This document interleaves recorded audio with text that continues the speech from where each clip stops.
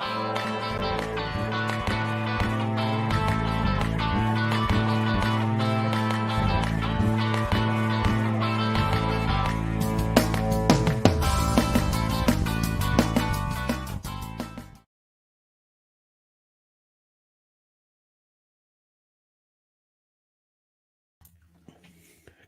evening, everyone.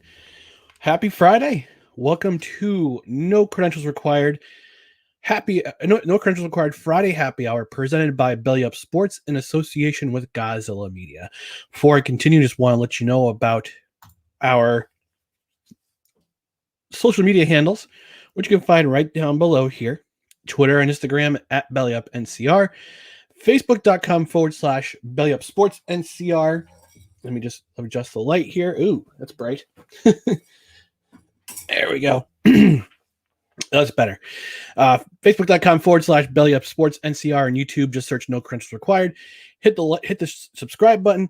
Hit the notifications button. That way you know when the Friday Happy Hour goes live or when there's a clip from the episode that is up on YouTube.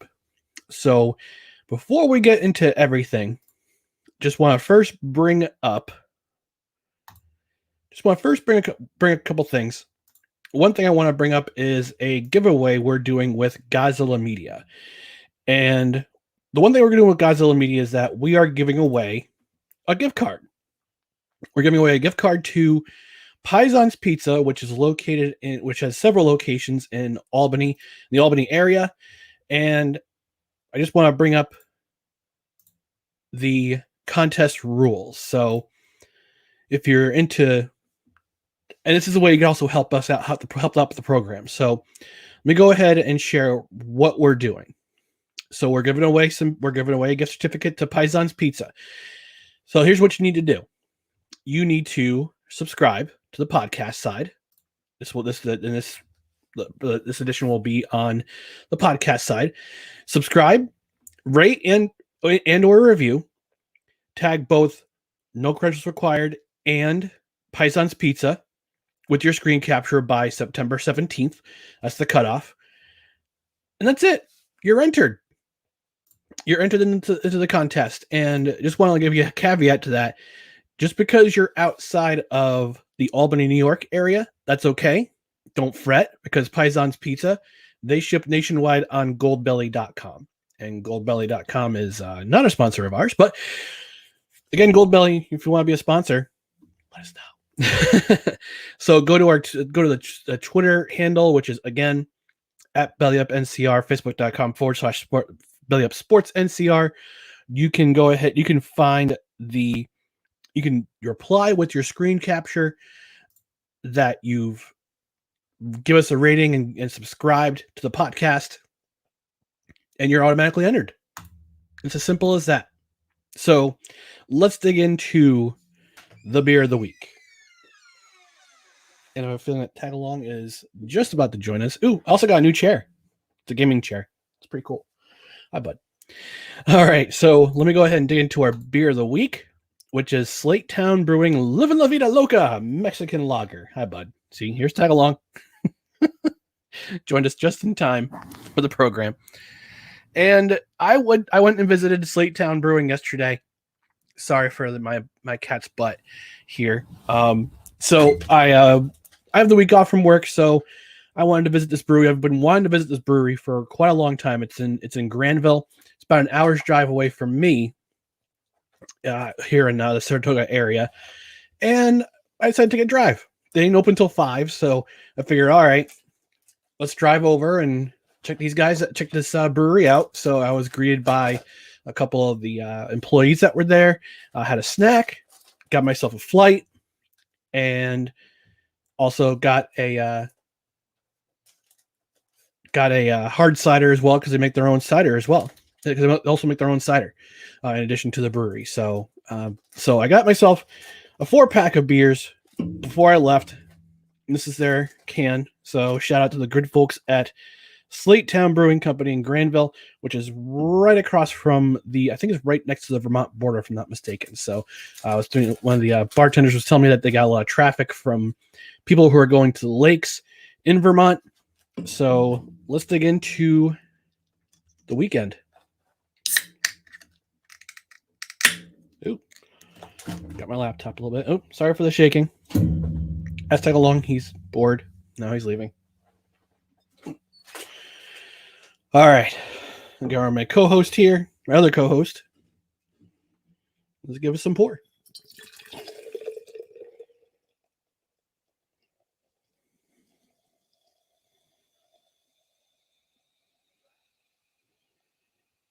All right. So it's nice and light. Nice light brewing. Nice light brew. It's a Mexican lager. It's got a little bit of lime in it.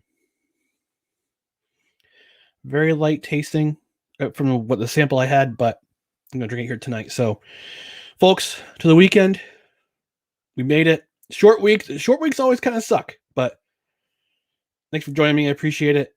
Here's to the weekend. Cheers. Cheers, folks.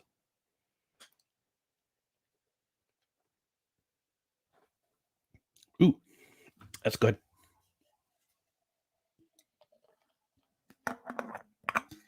I'll pour the rest of this out for the rest of the segment. All right. So before we continue, we move on to the meat and potatoes of this episode. We have a quick word from our sponsor for Godzilla Media, because again, we're associated with both Bailey Up Sports and Godzilla Media in the 518 area. And this week's sponsor is Johnstone Supply. Fall's officially here, and that means changes may be coming to your home. Does your furnace need to be replaced, or are you looking for an upgrade to your heating system? Johnstone Supply in Troy can make sure your home is heated properly for this colder weather on the way. And if you looked outside, folks, if you notice the temperatures up here in the 518, fall's coming. Fall may be actually here. A family-owned and operated business, Johnstone Supply in Troy, has been helping upstate New York residents for decades. Visit their store on 6th Ave in Troy for more information on how they can help you this fall. Whether it's finding the proper change for your filters or making sure your home is heated properly for the new weather, Johnstone Supply in Troy staff can help you answer any questions you might have. From George to Tom and many more, the staff is looking to seeing you. Follow them on Facebook or call them today at 518-272-5922, Johnstone Supply in Troy. And they also have a website, which is johnstonesupply.com. So for your HVAC needs, and again, no credentials required. Godzilla Media, we thank you for your sponsorship. All right, so let's get into the meat of the episode. And the first thing I want to do is talk about 9/11. 9/11, the very infamous event that we here in the United States memorialize every year and have done for the last 19 years. It's coming up on 20 years since that infamous day, very sad day in our history, when terrorists attacked the World Trade Center, brought down the towers. They also attacked the Pentagon, and also they were about to hit the White House, but thankfully some rugby players, or one of the guys who's a rugby player, he took over the plane. They crashed into the got into the cockpit and brought the plane down in over some field in Pennsylvania. So a very sad day in history. And I just want to bring up some memories from that day. And people always ask, where were you on 9/11? And I got, if you want to comment in the comment section, whether you're watching on Facebook, YouTube, or on Periscope's Twitter, go ahead in the comment section and let me know where you were, how old you were, where were you when you heard the news. So I'll tell you my story. And my story is that I was working in IT at the time. I was what's called a computer operator. What I would do is basically maintain the systems that we had. I worked at LexisNexis Matthew Bender down in Albany. We had an office in New York City as well as San Francisco, and we were also a globally owned company. So we had offices in Singapore and London and basically all over the world. So listening to Howard Stern, and the crazy thing is, I was listening to Howard Stern, and he was talking about how he missed out on an opportunity to score with Pamela Anderson. This is back in my days where I was just kind of a kind of a uncivilized, but uncivilized fiend, I guess you could say. And I had earned my degree, my associate's degree, uh, in August, and I actually taken a trip to Washington D.C. to visit some friends a few weeks before. So, listening to Howard Stern, there's breaking news of a plane crashing into one of the World Trade Center towers. And they figured, all right, it's just a small plane, not a big deal. It's not it's a small accident. You know, these things, these things hadn't happened, but I figured it was a small plane that just kind of got, kind of misdirected, and they crashed in the World Trade Center. Well, a few minutes later, here comes plane number 2 crashing into the other tower, and all of a sudden you're just like, wow, something's amiss. Something is amiss, and just listening to Stern. Stern stayed on the air, and to his credit, he kept people sane. Well, not people sane. He kept bringing the news, and because his offices were, when he was at K Rock, he was downtown near the towers, and kept getting news of people jumping out of buildings, trying to save themselves, trying to get out of the towers. And then they brought the footage up of an actual, like, a Boeing 737, both of them crashing into each World Trade Center tower. And that's when you kind of knew things were getting, it was getting real. It was getting real. So kept listening on, and they kept the cops, the NYPD, FDNY going down, make sure people can get out of the towers, people can get as far away to the towers as possible. Then close to 2 hours later, the towers come crashing down. Pentagon gets hit. It's like, God, what's going on? Then we hear about a 4th plane. All the planes had been, and at that time, the FAA said, get planes, no matter where you are, find an airport and land. President Bush gets informed. He's up in the sky afterwards trying to command. He was in an elementary school in Nebraska, and he had heard the news about the World Trade Center and the planes crashing. Let me sure I'm on. Yep, I'm on. Okay. So then Stern's on the air. He continues. They got Crazy Cabby, who is indeed crazy. He's going nuts, saying we're going to go to war. We're going to go to. We're gonna be in war.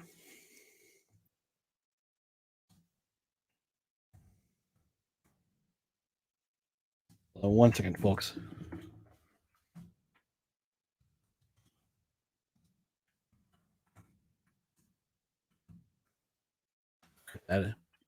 Forgot to add a banner. Okay. So continuing on. Apologize for that. So continuing on, and just the news just kept piling on and piling on. You hear about people jumping from the 115th floor, and bodies everywhere, blood in streets, people trying to get out of the tower. And eventually the towers crash, and 3,300 people lost their lives between the towers and the Pentagon and the plane crash in Pennsylvania. So what happened after that? Coming home, we were all let go that day. We all left at noon. I remember talking to my boss, and he says, "Are you okay?" I'm like, "Yeah, it's just rough day." Because we had offices in New York City. We were wondering how people were doing down there. My mom worked at Blue Cross Blue Shield at the time, and we had an office in the World Trade Center. And a few people, and I think 10 or 15 employees lost their lives that day. And one guy, it's a tale of one guy trying to help out his handicapped employee, his handicapped coworker, and then unfortunately didn't make it. But you just hear about these stories again and again. The ticket, that's why we have the new news ticker now, folks, on CNN and Fox and MSNBC. Any news station we have, any major news station we have now on cable. You wonder why there's always a ticker. That's the reason why 9/11 brought about the everlasting news ticker. And after that, I just felt the need to do something. Pardon me if I get personal here, but I was reconnecting with my faith. And like I said, I was kind of an uncivilized buffoon knucklehead. I was a knuckleheaded 24-year-old guy, um, trying to find out what he could do to help out. Because I live in upstate New York. New York City, for all the complaints we make about New York City, all the things especially politically, up here in the state, up here in upstate, for as much as we complain about New York City, they're still our neighbor. New York City, the New York people, folks in New York City, the residents in New York City, they're still our neighbor. And what do you do in times like this? You help your neighbor. So Tuesday, went back to work, still listening to the news, still listening to the sad tales coming out of it. The voicemail messages left on people's answering machines about how they were never going to see their loved ones again. Yeah, I also remember my cousin worked in the towers, and thankfully he was late to work that day and never made it into the towers. I remember my dad trying to get a hold of him too, because he was frantically trying to get a hold of him, but all the cell towers were busy. All the cell towers were down. They're all busy because people were trying to call out or call in to see if their loved ones were okay. Thankfully, my cousin didn't, like I said, he didn't go to work. He was late that day to work, of course. Typical McCarthy. But continuing on, and I listening to the radio stations, listening to, I think Jeff Levac was on, my buddy Jeff Levac from another Godzilla Media contributor. I think he was at The Edge, 104.5 and 103.5 and 103.9. It was at The Edge. They were an alternative station at the time. Now, one's an alternative and one's a soft rock station. But back in the day, they had The Edge on two different signals because they were coming from two different towers, two different stations. So if I remember correctly, Levac was the switchboard operator during Stern at that time. And if Levac, if you're watching or if you're listening, leave a comment. Just let me know if you were. But I remember him and some of the other DJs from that radio station talking about how he could help. And like I said, as somebody who was coming back to the faith, coming back to, I was raised in the church, got away from the church for about 5 years between going back to school, starting a job, playing football on Sundays. I wasn't in church. I wasn't active in church. I was actually away from the church. But at that time, I was starting to go to the church I go to now. And I connected with a small group of not similar. I was older than them, but similar aged people. Like I said, a little bit older than them at the time. But yeah, I was like, what am I going to do? So Tuesday, I wasn't sure what I was going to do. Wednesday, I was going to go to a Bible study. We were going to talk about it, but I was going to go to that small group study. I didn't go because I felt the need to do something. I damn near emptied my savings account trying to figure out ways to help. I had bought as many bottles of water as I could. I bought socks. I bought anything that they needed that I could buy. I bought. And they had a giving station, and I said, I got stuff in my trunk. I got stuff in my back seat. Come and get it. And I remember just helping out people load stuff into this big old truck. There was going to be driving down to New York City and trying to, again, just feeling the need to help. And as a believer, you have God the Father, God the Son, God the Holy Spirit. And pardon me if I got a little bit religious for a moment. But it wasn't so much a crisis of faith. It wasn't a crisis of faith at the time. It was putting my faith in action. We talk about words. In the Bible, it talks about words and deeds. Now you put them. You can't separate your words and your deeds. You have to put them in action together. So I took it upon myself as part of my faith to buy stuff, donate stuff, give to the Red Cross, make sure people got money. And like I said, there's just something stirred in your soul, because it talks in the Bible about loving God, loving your neighbor. In New York City, like I said, as much as of pain they are politically, they're still our neighbor. You're still New Yorkers. You're still New Yorkers. We were united in this front. And 9/11, you always talk about those events that change you. 9/11 changed me. I think 9/11 changed a lot of people around my age, especially who were single, who wanted to find ways to help, who wanted to be helpful, not hurtful. And 9/11 did that for me. 9/11 was a turning point in my life, because it helped me get closer to my faith, help reconnect with my faith, and help me put things and put my faith into action.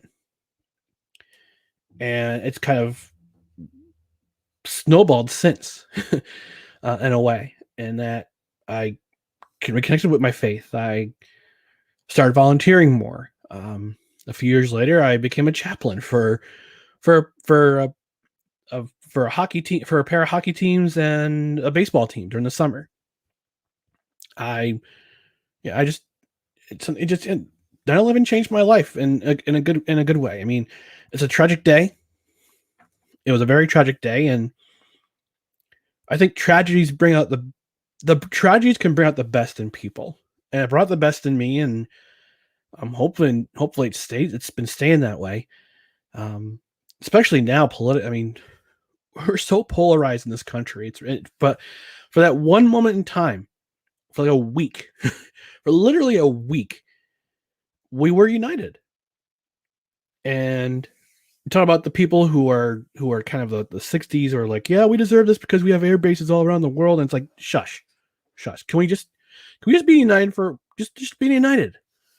And I decided that from that moment on, I was just like, I want to be a better person. I want to be a better family member for my family. I remember my brother, my sister-in-law announcing that my nephew was coming a month later. And yeah, it just got me. That was another thing that kind of brought the impetus to be a better man. And these things change your life. They changed my life for the better. And I wish we could. I hope someday that the United States will. It won't take a crisis like this. It won't take a moment like this, a tragedy, to help us realize that we can be better neighbors to each other. Now, I guess you could call this my moment of wisdom for the week, as we try to do, as I try to do on Happy Hour.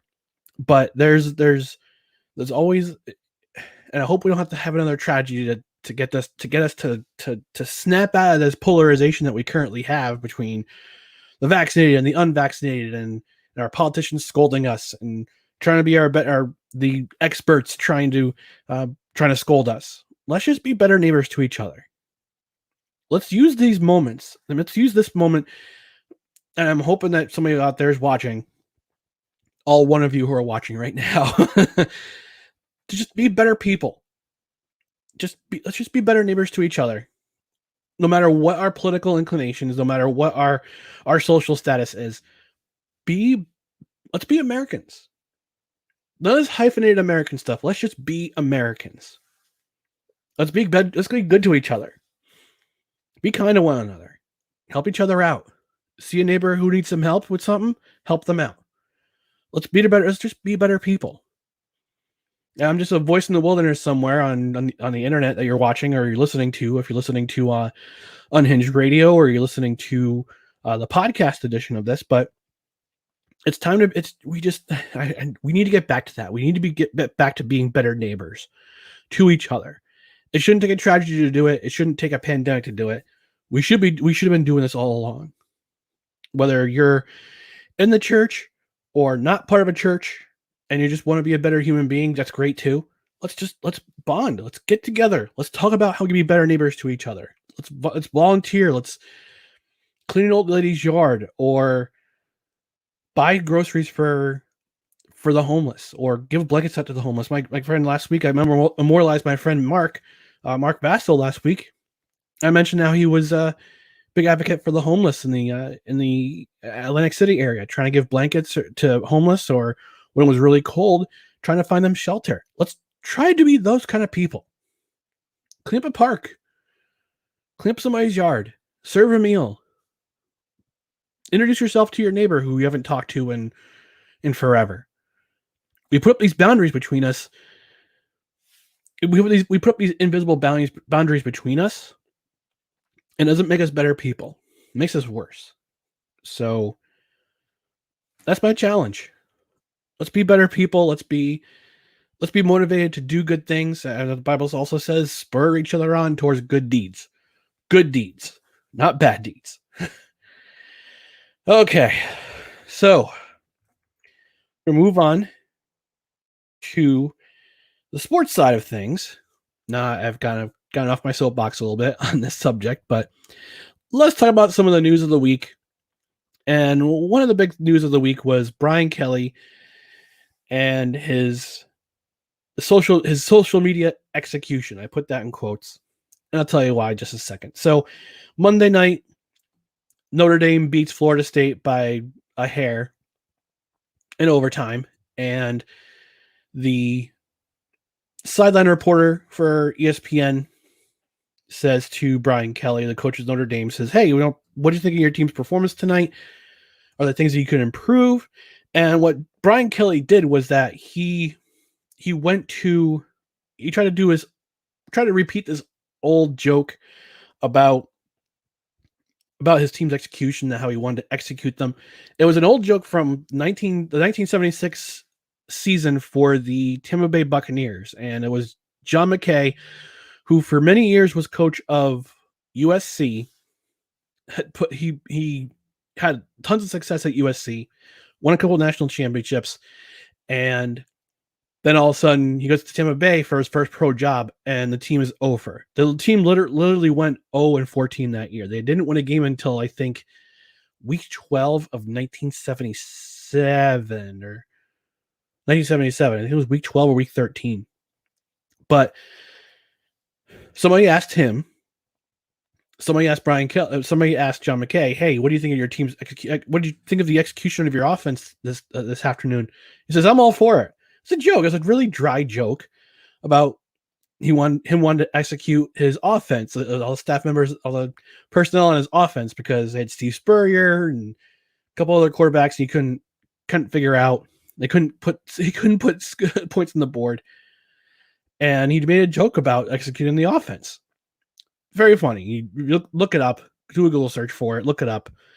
And then Brian Kelly tries to repeat the same joke, even though the sideline reporter didn't ask him what he thought of his team's execution. But she asked him, "Well, what do you think of your team's performance tonight?" And he says, "Yeah, I'm talking about the execution of our offense. I'm all for it." And it's just like, oh, what an awkward joke. Awkward joke. Super awkward. And then as soon as people heard that, we run to social media, especially Twitter. Twitter is the, I mean, I try to make Twitter a better place, but Twitter is a dumpster fire on top of a tire fire on top of a train wreck sometimes, because people are just awful on Twitter and social media these days. And it's just they say, go to social media, they say he's in favor of killing his players and he's in favor of executing his players. Does he know half the team is such a demographic? It's like, whoa.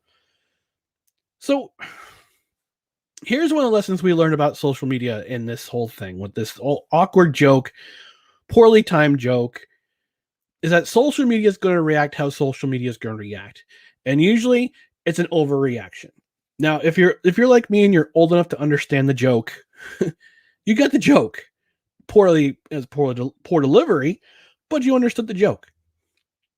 But if you don't understand the joke, there's no reason to get excited. Just go back and do a Google search. I posted this on my Twitter account the next day. I said I actually typed in Chip Kelly's name instead of Brian Kelly. I said, if you're all you people who are clutching your pearls today about what Brian Kelly said, do a Google search for John McKay, execution, 1976 Buccaneers. Then go, put your phone down, smile, and enjoy the rest of your day. So that's my take on it. Oh, we got Craft Brewed Sports chiming in. Brian Kelly should get blowback for butchering the joke, not the joke itself. Yes, I agree. The joke was poorly timed. It was not poorly timed, but it was poorly executed. Waka waka. But yeah, I mean, Brian Kelly made a bad joke.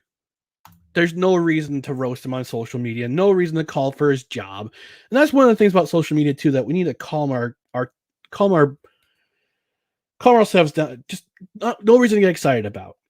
Social media should be something fun, but when we try to call for people's heads, we engage in this cancel culture. People call it consequence culture.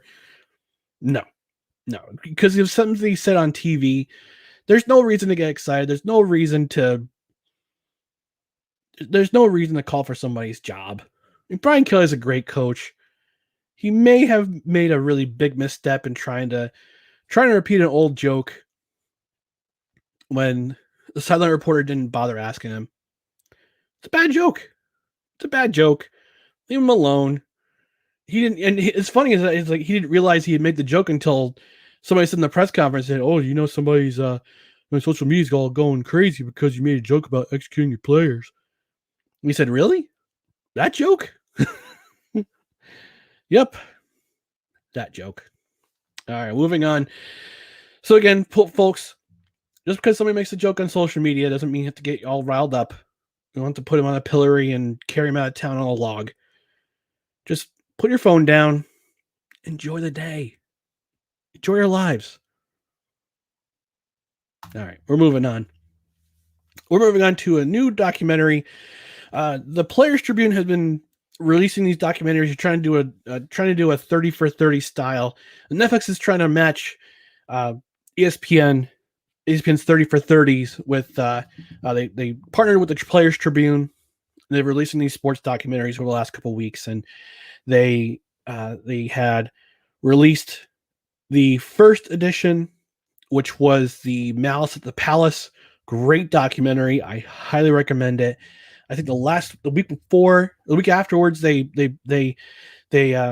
released Christy Martin, who was the female boxer who was world champion, and about her ex-husband, how basically he almost killed her. I think I knew about that story on, I think E60.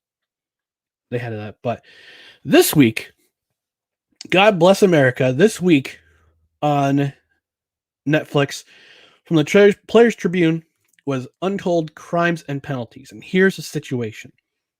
So the primary subject of this documentary was the Danbury Trashers of the United Hockey League. And I remember this like it was yesterday because I used to go to games up at the Glens Falls Civic Center, but for the Adirondack Ice Hawks and the Adirondack Frostbite. The Ice Hawks were around for a couple of seasons before it was Barry Melrose and Steve Levy bought the team together, and they renamed them the Frostbite. They rebranded them to the Frostbite. I actually have a Frostbite jersey. I also have an Ice Hawks jersey. And the chief rival at that time were the Danbury Trashers. And just give you a synopsis of the story. It's a crazy story. The primary owner of the team was part of the mafia. It was part of this crime family in New York City. What they did was they intimidated the trash companies around his area which was basically Western Connecticut, Westchester and Putnam counties in New York, and basically shook them down to make them give their business up.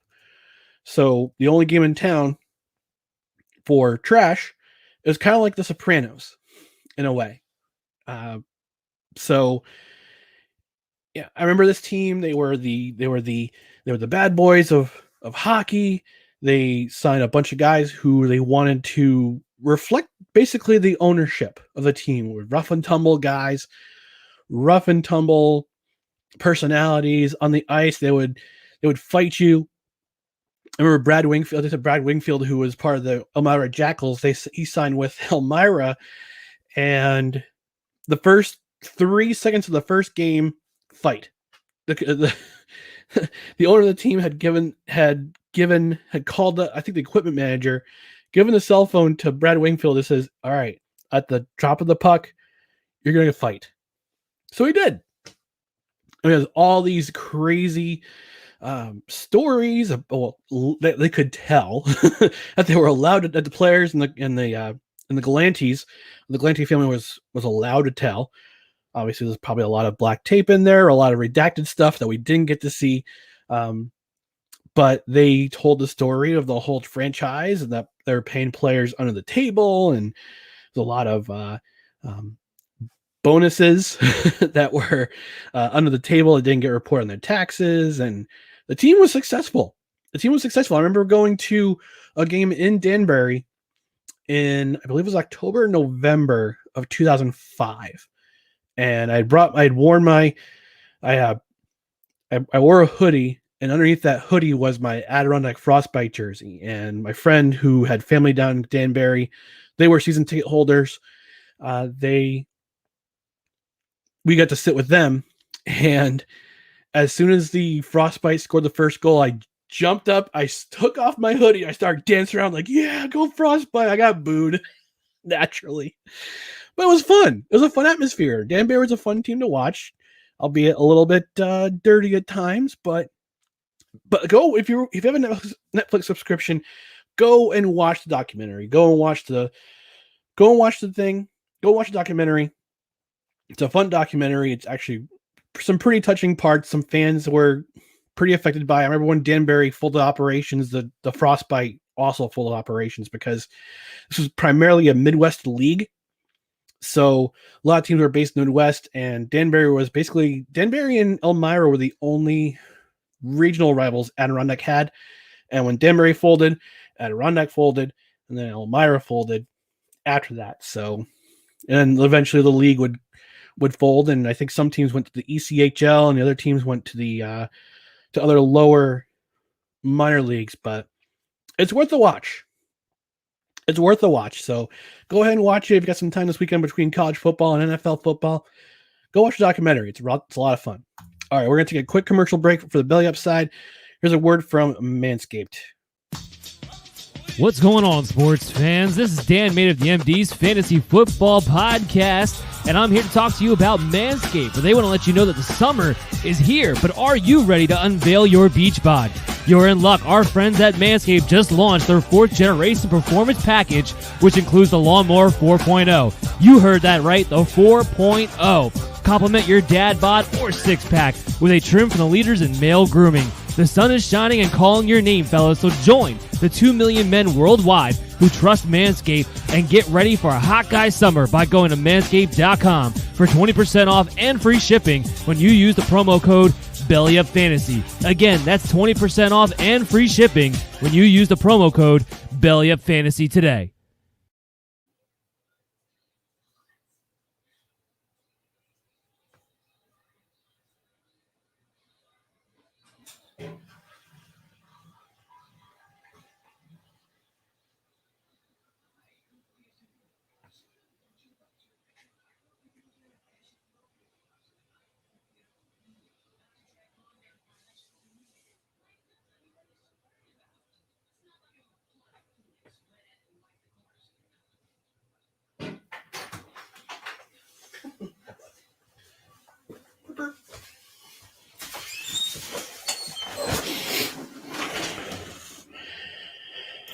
Okay, sorry about that. Had to do a quick run for a nature break. So, all right, thanks to Manscaped for sponsoring Belly Up Sports, and we're gonna move on to our last segment, which is my NFL Week 1 picks. And it was the fun night last night, NFL opener between Tampa and Dallas. I thought Tampa Bay was going to run away with it at one point. They had a big lead at the end of the first half, and Dallas came back. They went up only 10 points scored by the Buccaneers after that. So the one touchdown, and then field goal to go ahead with 2 seconds left. Great game, fun game to watch. But we gotta make some picks, and I've got about 10 minutes to do that. So let me go ahead and rip off these picks for the week. So we're gonna start with the Steelers and the Bills. That's a 1:00 game. Point spread is Buffalo by 6.5. 48 is the over under. I think what happens is I think the Buffalo Bills win this game. I'm not gonna do the whether or not they cover. I'm just gonna do what if they win. Buffalo's got the home crowd, full stadium at Rich Stadium. Well, sorry, is it Rich Stadium now? There's a Buffalo Bills stadium. I can't remember if the Rich family bought the naming rights for the stadium again. But I got the Bills in this game. It's gonna happen. What's gonna basically have to happen is that the Bills are gonna Steelers are gonna have to rush Josh Allen. They're gonna have to try to frustrate him. Their defense is gonna have to frustrate him. Pittsburgh does have a great defense. They always have had a pretty good defense, but the Bills are gonna have to rush Ben Roethlisberger. Roethlisberger is basically he's got cement shoes at this point of his career. I think in the next season or two, he's going to eventually retire. But their line is thin. They had a decent line in the preseason, but against preseason. So I don't expect Roethlisberger to have a clean jersey in this game. I think Josh Allen is MVP candidate again. I think he'll leave right where he'll be back right where he left off at the end of last year, and he'll pass at least 2 touchdowns. He'll run for 1. He's a big dude. I think the Bills take this game. I'm gonna say 28-17. Bills, and it's a home game. It's a home game, so Buffalo is gonna be loud. There's gonna be fans back in the stands. It's gonna be rowdy. It can be very difficult for the Steelers to try to generate some offense and a whole lot of momentum. So I got the Bills in this game 28-17. All right, next game is Seattle at Indianapolis. Seattle's favored by 3, and the over-under is 49.5. Carson Wentz is going to start this game. I guess it's reported that he was going to start in this game. I guess his foot is feeling good enough that he can start, and I think it's going to make a big difference. I think they'll need to get their run game going. They're going to have to get Jonathan Taylor going. He was, I think it's going to make a difference in this game. Is going to be Indianapolis's running game, and he's at home again. They have a lot of these teams are going to have fans in the stands for the first time in a very, very long time. I remember correctly, Indianapolis was at 25% capacity last year. So Seattle's got to travel 3 time zones. It's going to be Eastern time start. Russell Wilson's going to have a good game, but I see this going to the Colts. It's going to be a close game. I think the Colts will take this. They take this game 24-21. They'll cover, but I got the Colts winning 24-21. All right, next game, Cardinals at Titans. Titans are favored by 3. The over-under is 52. This is going to be a fun game, I think. It's going to be a high-scoring game. And I say that because of... Now, here's a fun stat that I had no idea. But I had no idea of until I read it today on ESPN. Tennessee is 21-4-1 in the regular season since Ryan Tannehill joined the Titans. That's a crazy stat. That's a very crazy stat. But I think it's going to be a high scoring game. I think Derrick Henry is going to have a fantastic game. He'll have 100 yards, over 100 yards of rushing. I think Tannehill will throw 1 touchdown to AJ Brown and 1 touchdown to Julio Jones. The Cardinals will keep things very interesting. Kyler Murray, AJ Green, DeAndre Hopkins, that offense. I still think that the Cardinals need a running back. But I got the Titans win this game 35-31. It's going to be a high-scoring game. It's going to be very up and down. I think the Titans pull it off at the end.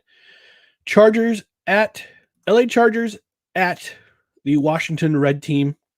Washington's favored by 1, and point spread 44.5. I think the Chargers are going to surprise. I mentioned last week in my NFL preview that I think the Chargers have enough to win the AFC West, and this is where the journey begins. Now they're going to have to protect Justin Herbert. Justin Herbert was sacked 32 times last year. Washington has arguably the best defensive line in all of football, with Chase Young and Montez Sweat the edges. It's going to have a heck of a day. It's going to be a heck of a day. The Chargers have a new line. They have a starter in Rashawn Slater, who is judged as one of the best tackles in the draft. This is going to be a defense. It's going to be a defensive. I think it's going to be a defensive struggle.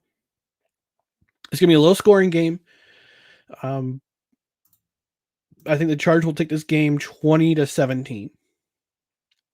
It's going to be a very close game. It'll be a low-scoring game, but I think the Chargers have just enough on offense and to take this game, to get a road win.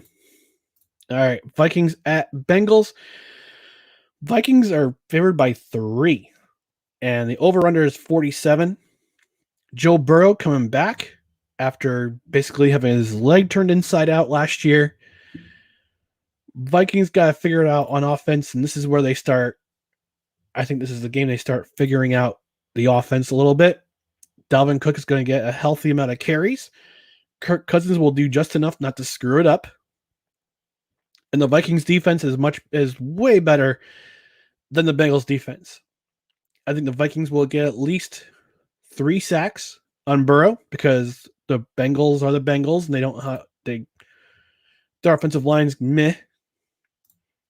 So I got the Vikings in this game. I got the Vikings taking this game 31-17. 49ers at Lions. Moving on. 49ers at Lions. San Francisco's favored by 7.5. 44.5 is the over-under. Take the Niners.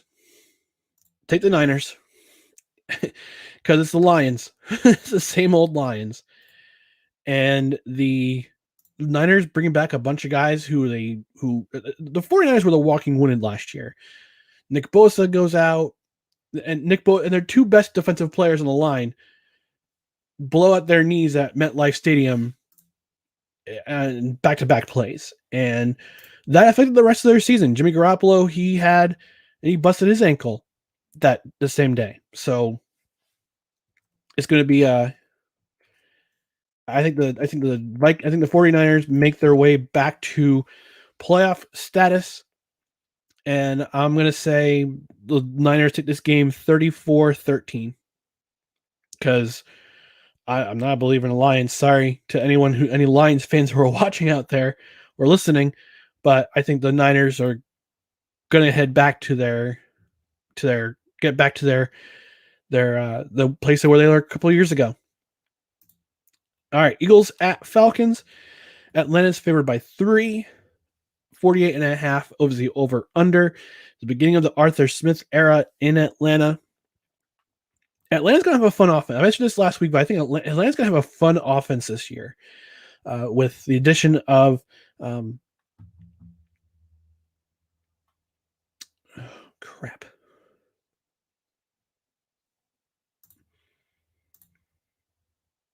Hang on.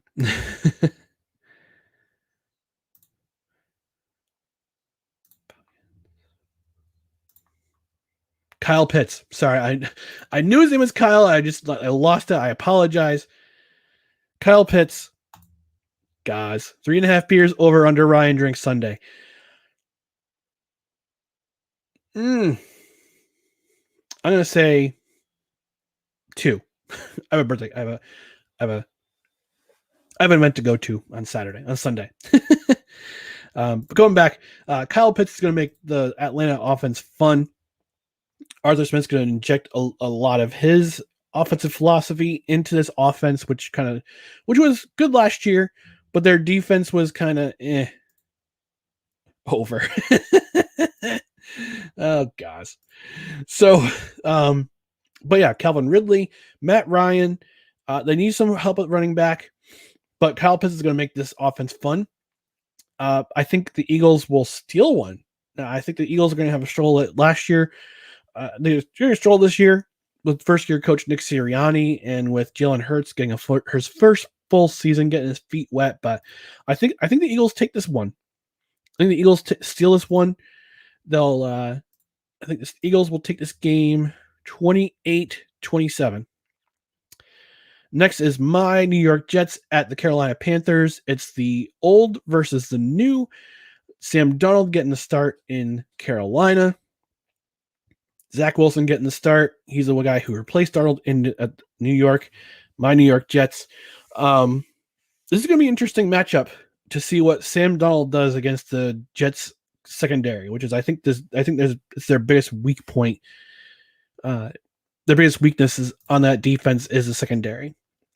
It's going to be interesting to see what he does. Oh, I'm sorry. I forgot to mention Carolina's favored by 4. Over under is 44. But the other interesting thing is that with the New York Jets defensive line, how they stack up against the interior line of the Carolina Panthers, the offensive line. I think the big difference will be having Christian McCaffrey back. Sam Darnold has McCaffrey in his backfield. He's got reliable running back in his backfield. He's got reliable receivers. He can get some protection. I think it hurts my heart to say this, but I think the Panthers take this game. I think the Panthers win 28-24. Jets will score some touchdowns. Zach Wilson goes through some growing pains because the Panthers defense is better than what people think they are. I'm taking the Panthers. Jaguars at Texans. It's the America's Worst Sorry game of the week. Jacksonville's favored by 3. It's a 45.5 over under. I'm going to say Jaguars take this one, and it's not going to be close. I think the Jaguars are going to blow the Texans out of the water on the way to 0-17. On the road to 0-17, it starts here against Jacksonville. I think Urban Meyer gets his first win as an NFL coach. I'm going to take the Jaguars 38-13. We're getting the late afternoon games. Browns at Chiefs, 4:25 start. Kansas City is favored by 5.5. 54.5 point. 54.5 is the over/under.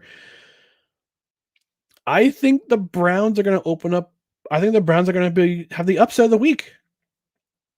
I'm going to say Browns win this game 27-24. Based on their defensive line, I think they're going to give Mahomes some trouble.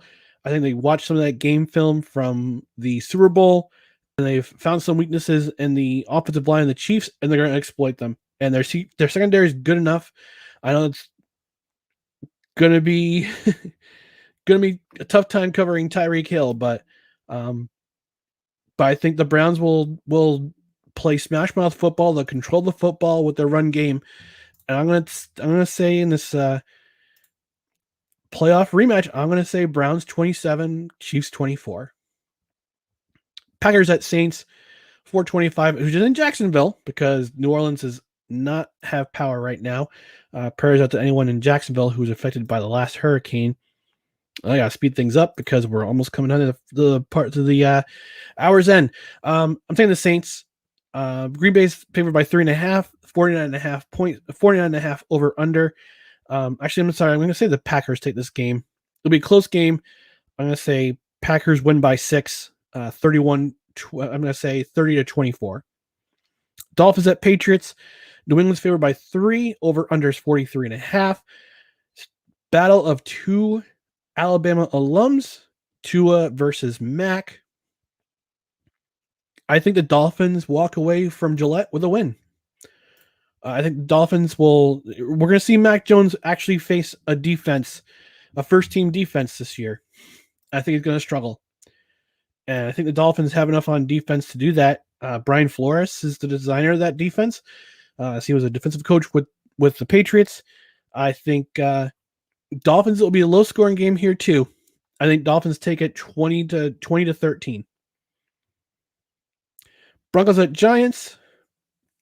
425 start. Denver's favored by 3, 41.5 over under. This is going to be another one of those we're sorry America games of the week. If you're in the New York area or you're in Denver area, you're going to watch this game or you're going to go, what is going on with these teams? This is going to be another low scoring game. I think the Giants walk away with this win. I'm going to have the Giants 21-16 over the Broncos. Night game. Bears at Rams. I got the Rams. Rams are favored by 7.5 with a 46.5 over under. I'm taking the Rams just based on what they can do on defense. They're going to absolutely decimate Andy Dalton. We might see Justin Fields in this game very, very early. Aaron Donald, best defensive player in the league. You got him on your side. You're going to win some games. Your defense is going to be great. Rams secondary is on point. I got the Rams in a walk, 35-14. And finally, the Monday night game, Ravens at Raiders. Baltimore's favored by 4, 50-point over under. I'll take the Ravens. Take the Ravens. Now, the fun thing is, the fun fact is, Derek Carr is 4-2 as a starting quarterback on Monday night. And the Raiders traditionally do well on Monday night, but this is a new era. I don't trust the Raiders. I'm going to say Ravens take this game 34-14. Sorry, Vegas. So, all right. So that's my NFL picks. Don't take my word for it. We'll see what happens on Sunday. All right. We're coming close to the end of the show. So I want to thank you all for joining me on No Credentials Required Friday Happy Hour. Again, we're presented by Belly Up Sports in association with Godzilla Media. Check out our socials. Don't forget the contest going on. Rate and/or review, post a proof on either the Facebook page or on Twitter. Tag both our show and Paison's Pizza. You will be entered automatically to win. Get those in by next Friday, the 17th. So you have 7 days to enter, to rate and enter. So again, go to our social media pages, Twitter and Instagram at BellyUpNCR, Facebook.com, Belly Up Sports NCR. And on YouTube, just do search for No Credentials Required. In the meantime, I'm going to get out of here. There's plenty of football to watch, both on the college side and CFL side tonight. NFL on Sunday. Cheers to the fallen on this very solemn weekend. Remember the fallen. Cheers, everyone. Have a great weekend.